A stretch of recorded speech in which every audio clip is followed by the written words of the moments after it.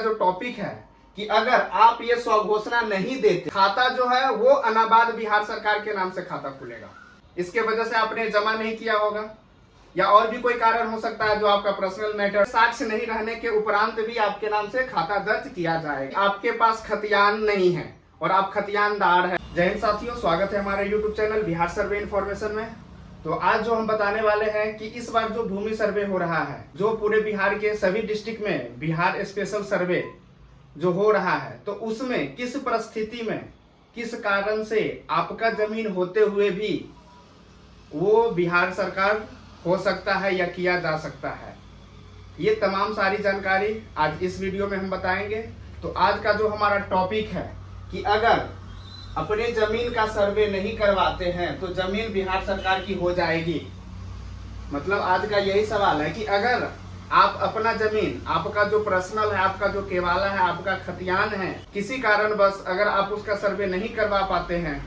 तो इस सर्वे के दौरान जब इस सर्वे का फाइनल नक्शा आ जाएगा, फाइनल खतियान बन जाएगा, तो उस समय तक आपके जमीन का क्या होगा? क्या वो जमीन आप ही के नाम से रहेगा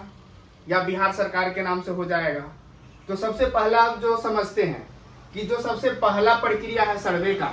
एक तो इस सर्वे का जो नाम है वो हम स्पेशल,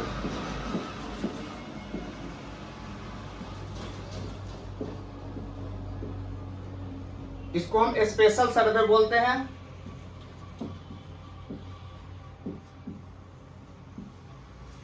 इससे पहले जो हुआ था वो CS था, बीच में जो हुआ वो RS सर्वे था, उसके बाद जो अब हो रहा है ये थर्ड, ये तीसरा सर्वे हो रहा है जो कि स्पेशल सर्वे है। तो इसमें रैयत के तरफ से, रैयत के द्वारा कुछ ऐसा दायित्व निर्धारित किया गया है जो कि रैयत को पूरा करना है। वो चीजें रैयत के द्वारा फुलफिल किया जाएगा, फिर उसके बाद जो सर्वे कर्मी होगा उनके द्वारा काम होगा, आगे का जो प्रक्रिया होगा वो किया जाएगा। तो जो सबसे पहला काम है इसमें, जो आम रैयत है,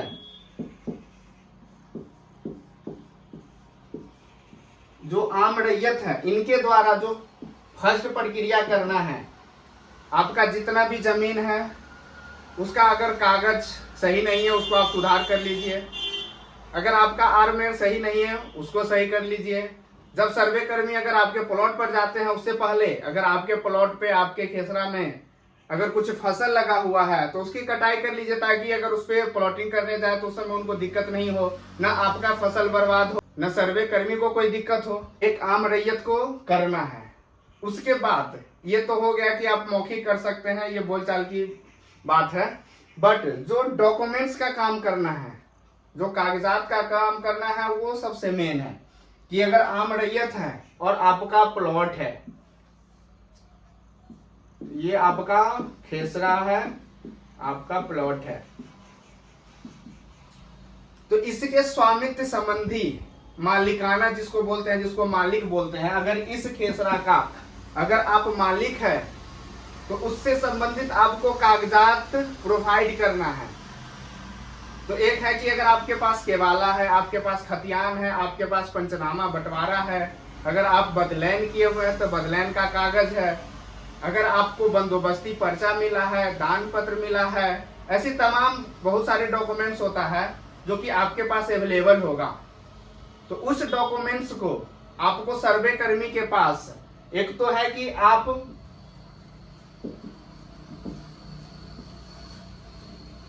ऑफलाइन जमा कर सकते हैं और दूसरा है कि आप ऑनलाइन जमा कर सकते हैं। ऑफलाइन में जमा करने के लिए आपको जो स्वघोषणा का प्रपत्र है,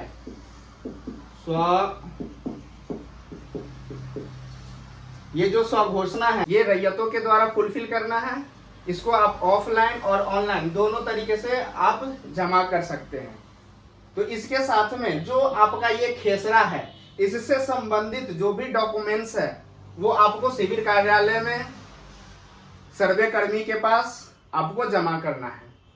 ये ऑफलाइन का हो गया। अगर आप ऑनलाइन जमा करना चाहते हैं, अगर आप कहीं आउट ऑफ बिहार रह रहे हैं, तो उसका प्रक्रिया है कि जो स्वघोषणा है उसको आप फिल कीजिए पहले। उसके साथ में जो भी आपके पास डॉक्यूमेंट्स है, चाहे वो केवाला हो, चाहे वो खतियान हो या रसीद हो या और भी ऐसे बहुत सारे जो डॉक्यूमेंट्स होता है जो कि आपका स्वामित्व निर्धारण करने के लिए साक्ष्य के रूप में आपके पास अवेलेबल है, उसको 3 MB का एक फाइल बना देना है, जिसको स्कैनर के माध्यम से स्कैन करना है। कोशिश करना है कि जो आपके पास डॉक्यूमेंट्स हो उसको 3 MB के अंदर स्कैन करके उसको ऑनलाइन DLRS का साइट है, DLRS का साइट है, उस पे जाके आपको अपलोड कर देना है। जब आप उसको अपलोड कर देते हैं तो आपको एक रिसीविंग मिलता है। उस रिसीविंग में एक आईडी रहता है, तो वो आईडी को आपको सुरक्षित रखना है। इससे है कि जब भी सर्वे का कौन सा प्रक्रिया कहाँ पहुंचा है उसका स्टेटस के लिए आपको वो आईडी जरूरत पड़ेगा, और वो आईडी आप जानने के बाद आपका कहाँ तक डॉक्यूमेंट्स पहुंचा है, कहाँ तक आपके गांव का सर्वे का प्रक्रिया पहुंचा है, ये तमाम सारी जानकारी आप उस आईडी से पता कर सकते हैं और देख सकते हैं, जिसको हम स्टेटस चेक करना बोलते हैं। तो ये तो हो गया कि हमारा स्वघोषणा कैसे फिल करना है,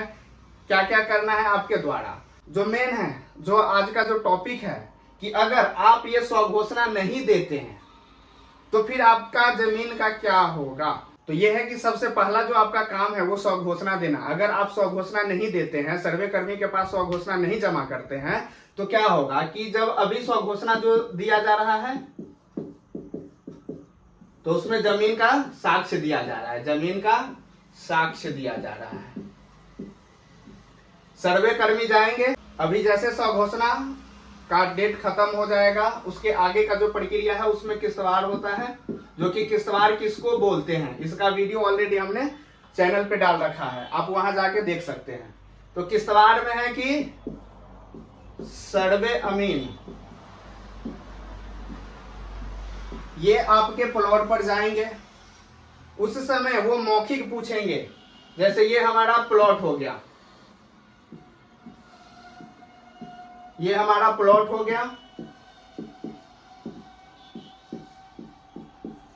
इसमें सर्वे कर्मी जाएंगे और ये पूछेंगे कि ये किनका प्लॉट है, जिनके दखल में है, जो रैयत अवेलेबल होंगे वहां पे। आप किस्तवार में कोशिश करना है कि ज्यादा से ज्यादा आप अवेलेबल रहें, और अगर आप नहीं, आउट ऑफ बिहार रह रहे, कहीं दूसरे जगह कमा रहे हैं, तो अपने जो भी आपके सगे संबंधी होंगे उनको आपको प्लॉट पे रहने के लिए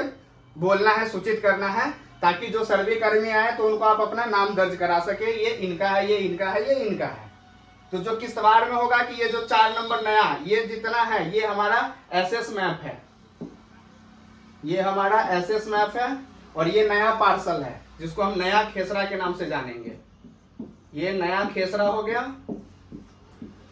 तो इसमें ये 4 नंबर का नया खेसरा है। उसके बाद रैयत का नाम होगा, ये रैयत का नाम हो गया कि ये 4 नंबर जो खेसरा है वो किनके दखल में है, उनका यहाँ पे नाम हो जाएगा। अगर एक आदमी के नाम से है, एक आदमी का होगा, अगर दूसरे नाम से है तो यहाँ दूसरे आदमी का नाम हो जाएगा। फिर यहाँ पे पिता का नाम हो जाएगा, जो इनका पिता रहेगा। तो ये हो गया प्लॉटिंग। जब किस्तवार करेंगे उस समय जो सर्वे अमीन जाएंगे वो ये लिखेंगे, तो उस समय आपको अवेलेबल रहना है। जब किस्तवार हो जाएगा उसके बाद होगा खानापुरी। जो मेन काम होगा हमारा वो खानापुरी में होगा। खानापुरी में जो आपके द्वारा स्वघोषणा दिया गया है, जो आपके साथ में जमीन का कागज दिया गया है, उसका मिलान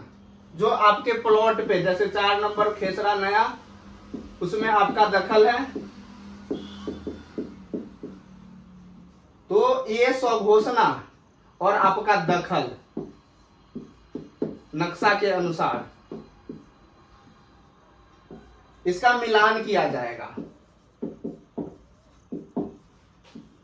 अगर ये आपका सही निकलता है कि जो आपके द्वारा डॉक्यूमेंट्स दिया गया है उसका खेसरा, क्योंकि ये तो नया खेसरा है, तो ये आपके पास कुछ नहीं होगा। इसका जो पुराना खेसरा होगा, जो पुराना CS खेसरा हो सकता है, या RDS हो सकता है, या चक का हो सकता है, इसका मिलान होगा स्वघोषणा के द्वारा। जो स्वघोषणा में आपने जो डॉक्यूमेंट्स दिया है जमीन से रिलेटेड, वो और जो आपका दखल है उसका मिलान किया जाएगा। अगर आपका साक्ष्य 100% मिल गया, उसमें कोई दिक्कत नहीं है, किसी दूसरे का दखल नहीं है, कोई वाद विवाद नहीं है, तो जिनके नाम से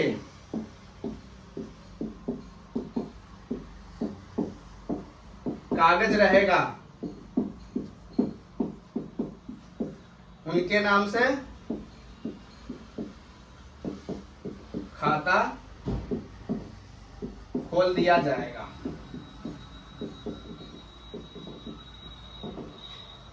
इसमें है कि अगर आपका पर्सनल केवाला हो, आप जीवित है, तब तो आपके नाम से हो जाएगा। नहीं, उसमें होगा कि हमारे वंशज के जमीन होंगे और हम उत्तराधिकार के रूप में उसको प्राप्त करना चाहेंगे, तो उसमें वंश वृक्ष लगा होगा, जो आपके पास डॉक्यूमेंट्स है वो देखा जाएगा। वो अगर आप पूरा फुलफिल करते हैं तो वो आपके वंशज के नाम से खाता खोल दिया जाएगा। ये हो गया केस आपका, अगर आपका डॉक्यूमेंट्स दिया गया है, आप स्वघोषणा भर के दिए हैं सो। दूसरा केस होगा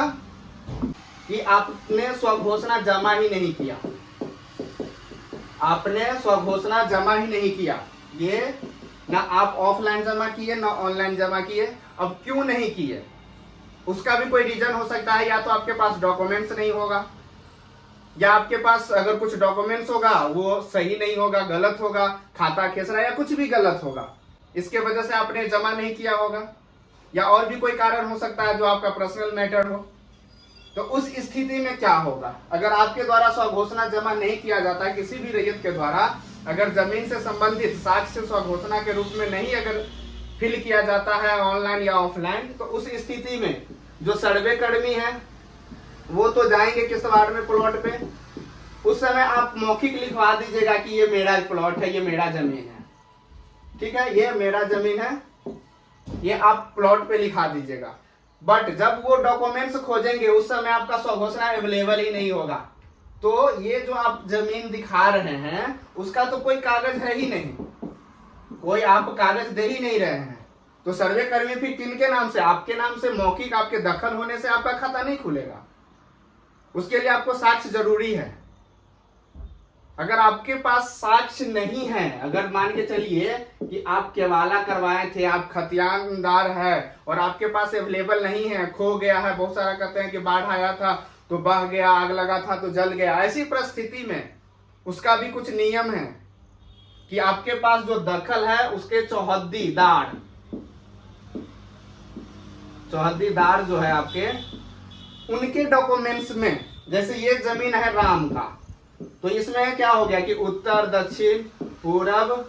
पश्चिम, इस चारों चौहद्दीदार के डॉक्यूमेंट्स में, चाहे उनका केवाला हो या खतियान हो या कोई भी चीज हो, उसमें ये प्लॉट का जिक्र होना चाहिए और इनका नाम का जिक्र होना चाहिए, राम का हो या इनके वंशज का हो,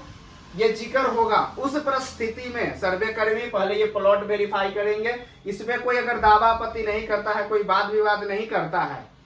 तो आपके साक्ष्य नहीं रहने के उपरांत भी आपके नाम से खाता दर्ज किया जाएगा। बट ये स्पेशल केस है,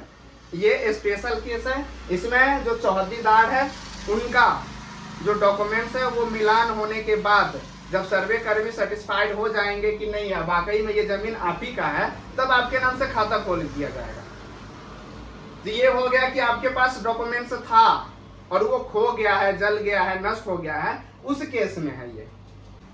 तीसरा केस हो सकता है कि आपके पास खतियान नहीं है और आप खतियानदार है, आप खतियान के वंशज है, तो उस परिस्थिति में होगा कि अगर कोई प्लॉट है, ये प्लॉट है, इस पे ये मान के चलिए जो खाता है ये 3 है और खेसड़ा ये 10 है और इसका रकबा कुछ भी मान लीजिए XYZ, ये प्लॉट आपके दखल में है, किस वार में गए उस समय मौखिक आपने बता दिया कि ये मेरा जमीन है और ये खतियानी जमीन है। इस पे अगर कोई भी रैयत किसी दूसरे के द्वारा अगर कोई केवाला, कोई दान पत्र या कुछ भी प्रस्तुत नहीं किया जाता है, उस केस में हमारे पास, या अगर आपके पास खतियान अवेलेबल हो या ना हो, अगर आपके पास खतियान अवेलेबल नहीं है तो उस परिस्थिति में जो खतियानदार, जिसमें जो मूल रैयत होता है, खतियान में मूल रैयत होता है, उनके वंशावली के आधार पे अगर आप उनके वंशज हैं तो उनका वंशावली जो सर्वे अमीन है वो वेरीफाई करेंगे, वो खुद से बनाएंगे उस वंशज में अगर आपका नाम आता है, जिनका दखल है, अगर उनका नाम आता है, अगर आप कुछ भी नहीं देते हैं, कोई साक्ष्य नहीं देते हैं और सिर्फ आप बोलते हैं कि हम खतियानदार के वंशज हैं, तो सर्वे कर्मी के द्वारा वंशावली बनाया जाएगा, उसको वेरीफाई किया जाएगा। अगर आप वाकई में उनके वंशज हैं तो आपके नाम से खाता खोला जाएगा, आपके नाम से खाता खोला जाएगा। ठीक है, ये हो गया खतियान के मतलब केस में। अब अगला केस होगा कि कोई प्लॉट है, इस पे दखल आपका है, आपके पास कुछ भी नहीं है, ना आप खतियानदार के वंशज है, ना आपके पास केवाला है, ना आपके पास कोई दान पत्र है, ना रसीद है, कुछ भी नहीं है, सिर्फ आप दखल किए हैं। जो कि किस्तवार में जब प्लॉट पर गया अमीन तो उस समय आप लिखा दिए कि ये मेरे दखल में है, स्वघोषणा आपने जमा नहीं किया है। तो उस परिस्थिति में क्या होगा? उस परिस्थिति में इसका जो खेसरा होगा, ये खेसरा कुछ भी हो सकता है, पुराना खेसरा और पुराना खाता, ये भी कुछ भी हो सकता है। तो इनके जो खतियानी रैयत होंगे, कोई खतियानी रैयत तो जरूर होंगे, इनके खाता खेसरा जो भी है, मौजा का अगर कोई काम स्टार्ट होता है, उनका खतियान जो सर्वे अमीन है उनके पास अवेलेबल होता है ताकि वो चेक कर सके और उससे काम कर सके। तो वो जो सर्वे कर्मी जाएंगे, जो सर्वे अमीन होंगे,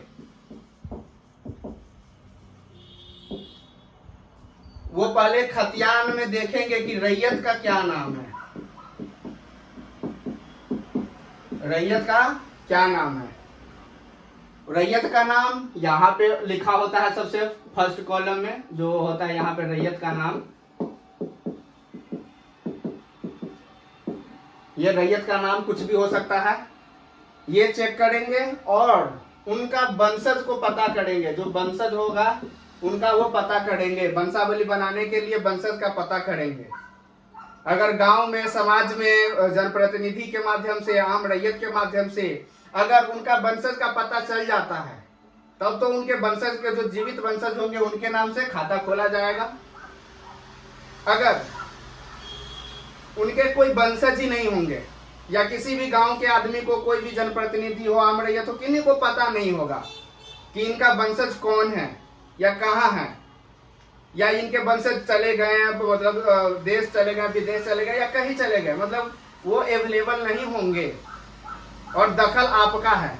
जब प्लॉट पर गए किस्तवार करने के लिए तो दखल आपका है, बट डॉक्यूमेंट्स आपके पास नहीं है, ना खतियानी रैयत का कोई पता चल रहा है, ना उनके वंशज का कोई पता चल रहा है। तो उस परिस्थिति में जो आपका दखल है वो दखलकार में आपका नाम दर्ज होगा, बट खाता जो है वो अनाबाद बिहार सरकार के नाम से खाता खुलेगा। आप अगर स्वघोषणा भर के देते हैं, आप अगर कुछ उसके साथ में कुछ भी डॉक्यूमेंट्स देते हैं तो आपके नाम से खाता दर्ज होगा। अगर आप नहीं देते हैं, अगर आप इस खाता खेसरा के बारे में आप कुछ भी जानकारी नहीं देते हैं, खतियानी रैयत के वंशज का पता नहीं चलता है, उस परिस्थिति में खाता जो है वो अनाबाद बिहार सरकार के नाम से दर्ज किया जाएगा। आशा करते हैं आपको हमारी ये वीडियो अच्छी लगे तो हमारे चैनल को लाइक एवं सब्सक्राइब जरूर करें। वीडियो देखने के लिए धन्यवाद।